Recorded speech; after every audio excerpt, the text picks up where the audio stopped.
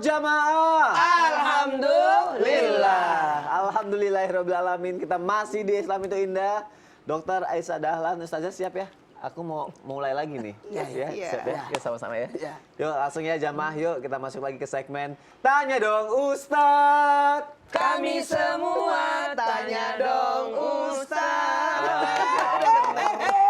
Ini lama-lama nyaman kok. Masya Allah, tabarakallah. Lanjut lagi aku bacain pertanyaan nih dari jamaah. Sekarang ada dari Instagram hamba Allah. Assalamualaikum, tolong samarkan nama saya katanya. Istri saya kerjaannya marah-marah mulu di rumah. Marah-marah. Aduh, gimana mau terlihat cantik. Giliran saya rayu biar nggak marah lagi, malah dikatain gombal. Abis itu marah-marah lagi. Aduh, saya pusing punya istri begitu. Takut nanti malah keriput duluan istri saya. Itu bukan Sony kan? Enggak, bukan. Kok sama ya? Berarti bagaimana lagi Ustaz menghadapi istri yang seperti itu? Gimana nih? Karena Aisyah Dahlan. Iya, jadi gini, kita tuh perempuan memang kalau masih produktif ya, belum lanjut usia, itu ada siklus per 28 hari, ada 7 hari pengen marah aja. Iya. 28 hari? Dalam 28 hari ada 7 hari kita pengen marah aja. Ya, kenapa? Karena itu tadi hormon kita turun karena mau menstruasi. Jadi 2 hari mau menstruasi itu hormon mulai turun, itu karena di dalam pada perempuan selain tadi hormon bahagianya keluar dari sini, ada tambahan estrogen tadi. Buat perempuan estrogen itu bikin gembira. Ada lagi satu hormon namanya progesteron bikin tenang. Kalau mau mens, 2 hari mau mens itu lagi turun. Mens hari pertama sampai hari kelima itu lagi turun banget. Waduh. Iya, pokoknya. Jadi biasanya begitu tuh. Kalau misalnya bapak-bapak, suami-suami yang istrinya marah-marah, bisa jadi itu di waktu-waktu itu gitu ya. Kan nggak mungkin dalam 1 bulan marah-marah terus gitu kan, nggak mungkin. Tapi siklus itu tanpa rasa, bayangin 28 kurang 7 hari. Habis itu nanti masuk lagi bulan berikutnya kurang 7 hari lagi.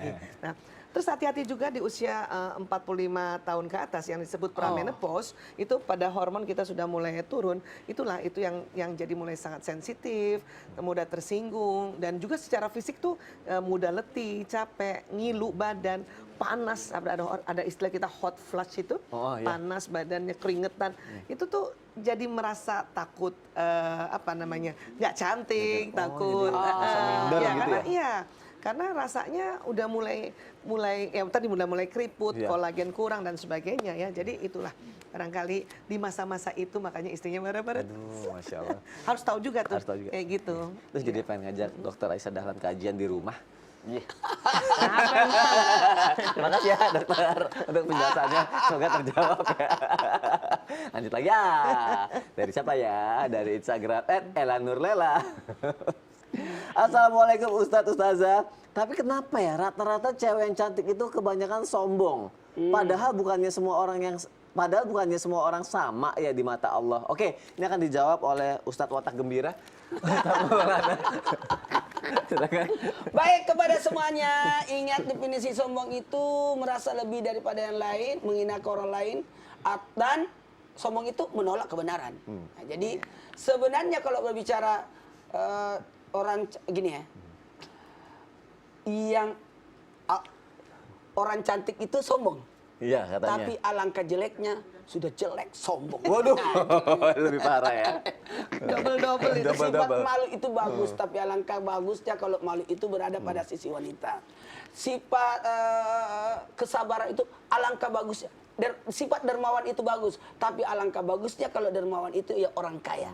Jadi ini hadis Nabi. Artinya begini, kalau kita merasa, ini sebenarnya semua cantik sih. Semua cantik. Orang yang dikatakan jelek pun dia merasa cantik. Orang yang mungkin menurut kita jelek, tapi dia merasa dirinya, aku cantik.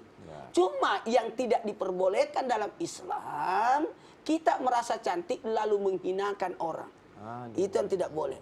Lalu berkata tadi penanya nih, kenapa ya rata-rata orang cantik itu sombong? Itu menurut Anda. Karena Anda merasa, nggak usah dibahas.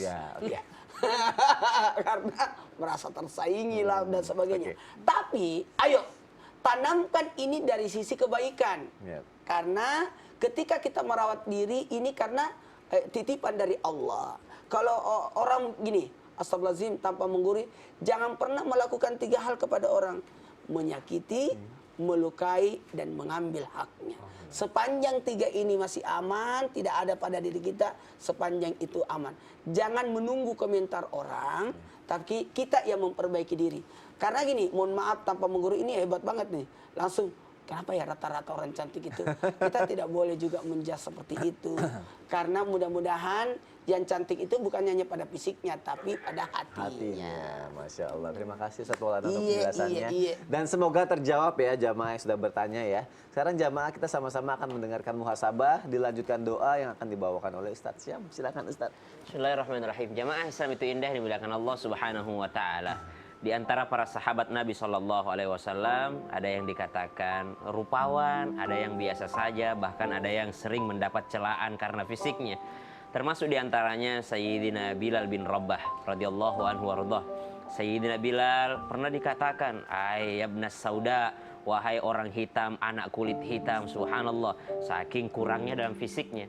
Beliau tersinggung, subhanallah. Tapi dibahagiakan oleh Nabi SAW bahwasanya suara terompahnya, suara sendalnya, jejak kakinya sudah berada di dalam surganya Allah Subhanahu wa taala. Akhirnya beliau menjadi orang yang sangat dihormati dan dimuliakan. Kenapa?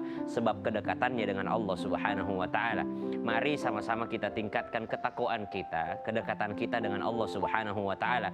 Karena tolak ukur kita itu adalah agama. Tolak ukur kita itu adalah ketakwaan. Tolak ukur kita itu adalah keimanan kepada Allah Subhanahu wa taala.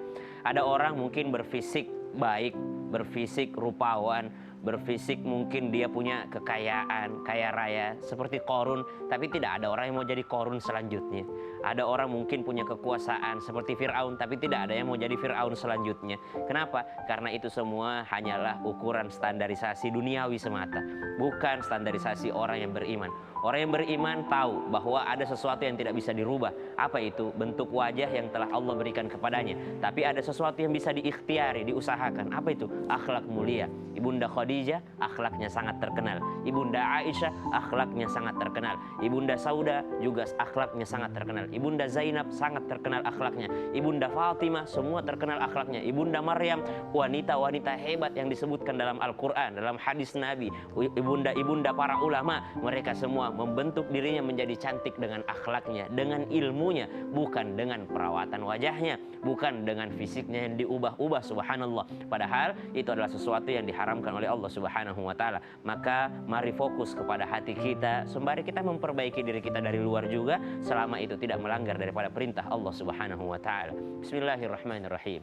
Alhamdulillahirabbil alamin. Allahumma shalli ala sayyidina Muhammadin nabiyil ummi wa ala alihi wa sahbihi wasallim. Allahumma jammilna bil afiyah. Ya Allah, baguskan paras kami, tubuh kami dengan keselamatan, dengan kesehatan wal afiyah, dan tambahkan rezeki kami yang mudah, halal lagi berberkah ya Allah. Ya Allah, perindah paras kami, terlebih lagi indahnya paras kami di dalam Jannatul Firdaus. Ya Allah, sebagaimana Engkau kumpulkan kami di sini, kumpulkan kami kembali di Jannatul Firdaus, sehidup sesurga dengan pasangan kami ya Allah ya Arhamar Rahimin. Wa sallallahu ala sayyidina Muhammad walhamdulillahi rabbil alamin. Masya Allah. Terima kasih kepada guru-guruku yang tercinta. Terima kasih jamaah. Insya Allah besok kita ketemu lagi ya. Wassalamualaikum warahmatullahi wabarakatuh. Waalaikumsalam warahmatullahi wabarakatuh. Salatullah, salamullah ala Taha Rasulillah. Gegara harus hadiri launching film, Fadly Faisal keluar dari tampil setelah mengurung diri atas kasus dugaan asusila yang menghantam sang kekasih Rebecca Klopper.